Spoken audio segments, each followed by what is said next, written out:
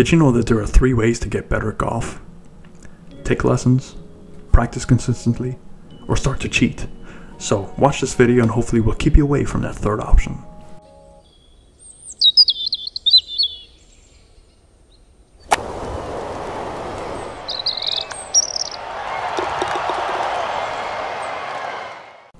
Hello friends of Line Golf Academy, thank you for joining me again. This is not our typical swing analysis video or just a big picture drill video.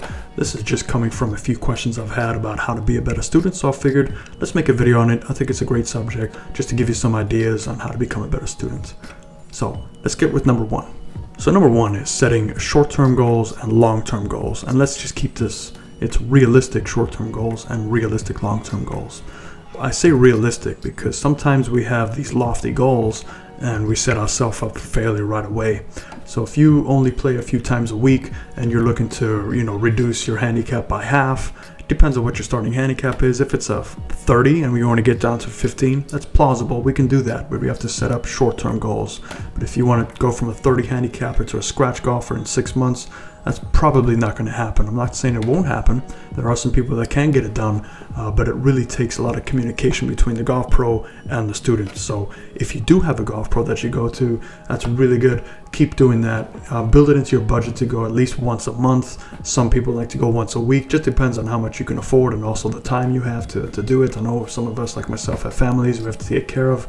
But really figure out a plan for you to get to these goals sooner and keep them realistic. Number 2 is less range practice and more home practice. When I'm working with students, it's specifically with placement drills. So if I'm trying to take a position and change it, I'm going to ask them to do that at home. And the reason being is once you put that little tiny white golf ball down, it brings back your old motions like that.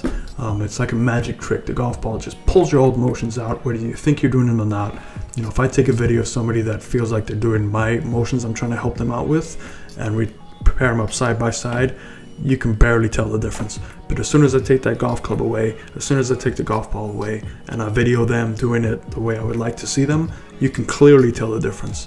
So my advice to you is if you are working with position drills, make sure they're away from the golf course, at the house. Ask your teaching pro to give you some home drills where you can do position drills. And I would much rather you do 1,000 position drills, which doesn't take much, versus hitting 1,000 golf balls. Because if you hit 1,000 golf balls, you might change your positions by fractions of inches. But if you can do 1,000 drill swings at the house, you'll definitely see some improvement. So ask your pro. If he doesn't have any, ask him why not. So a third tip I have, and it's pretty obvious, but you'll be surprised at how many students don't do this, is practice. Practicing in between your lessons and making sure you practice what your professional wants you to practice, so the next session is a lot smoother. Many times I've had students have a week and through life, life gets busy, but they just haven't had a chance to practice. It's unfortunate because that same lesson is going to be given again because I'm not ready to move on with my student until they get to the positions I'm looking them to get to.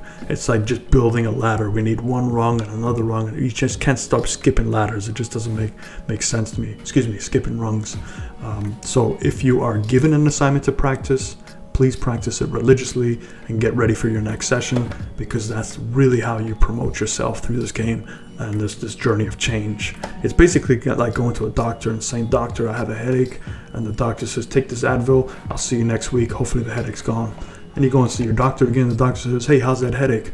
"I still have it, doc." "Well, did you take the medicine?" "No, I didn't."